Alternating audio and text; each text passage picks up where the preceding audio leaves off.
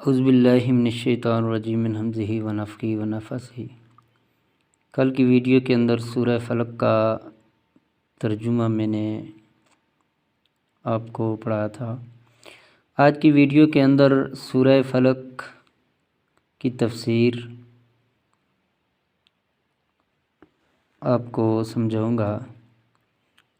پہلے اس کا ترجمہ بھی کر لیتے ہیں، پھر آج بسم اللہ الرحمن الرحیم شروع اللہ کے نام کے ساتھ جو بڑا مہربان نہایت رحم کرنے والا ہے۔ قل اعوذ برب الفلق، آپ فرما دیجئے کہ میں صبح کے رب کی پناہ میں آتا ہوں۔ من شر ما خلق، اور اس چیز کی شر سے جو اس نے پیدا کی۔ ومن شر غاسق اذا وقب، اور اندھیری رات کی تاریکی کے شر سے جب اس کا اندھیرا چھا جائے۔ ومن شر النفاثات فی العقد، اور گرہ لگا کر ان میں پھونکنے والیوں جادوگرنیوں کی شر سے بھی۔ ومن شر حاسد اذا حسد، اور حسد کرنے والے کی شر سے بھی جب وہ حسد کرے۔ آیت نمبر 1 سے لے کر 5 تک ہر قسم کے جادو ٹونے کا علاج اور اس سے حفاظت۔ اس کی تفسیر یوں ہی ہے کہ زید بن ارقم رضی اللہ تعالیٰ عنہ کہتے ہیں کہ نبی اکرم صلی اللہ علیہ وسلم پر ایک یہودی نے جادو کر دیا، جس سے آپ چند دن بیمار رہے۔ پھر جبریل امین نے آ کر آپ علیہ الصلوۃ والسلام کو بتایا کہ آپ پر ایک یہودی نے جادو کر دیا اور چند گروں پر منتر پڑھ کر فلاں کنویں میں دفن کر دیے، یعنی گریں لگائیں، ان کے اوپر منتر پڑھا، دم کیا اور اسے کنویں کے اندر دفن کر دیا۔ آپ صلی اللہ علیہ وسلم نے اسے وہاں سے نکلوا دیں۔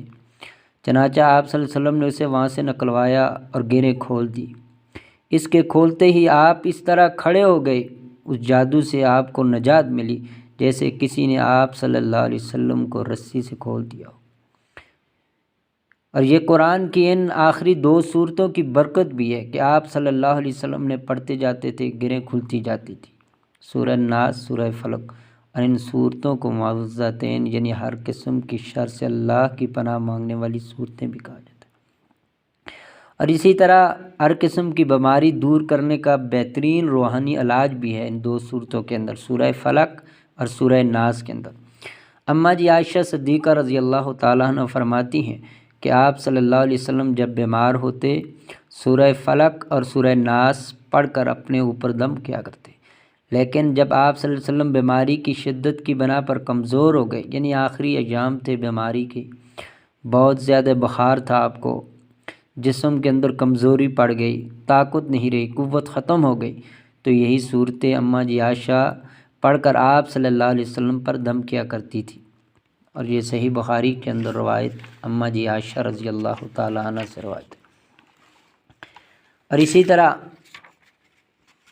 یہ 2 قسم کی جو ہے نا فضیلتیں ہیں، ایک کی صورت کی وجہ سے انسان ہر قسم کی جتنے بھی جادو جنات وغیرہ سے نجات پا سکتا ہے۔ جب بھی بڑے سے بڑا جادو ہو، جنات ہوں، تو یہ صورتیں پڑھ کر آپ مریض کے اوپر دم کریں، پانی دم کر کے پلائیں اس کو۔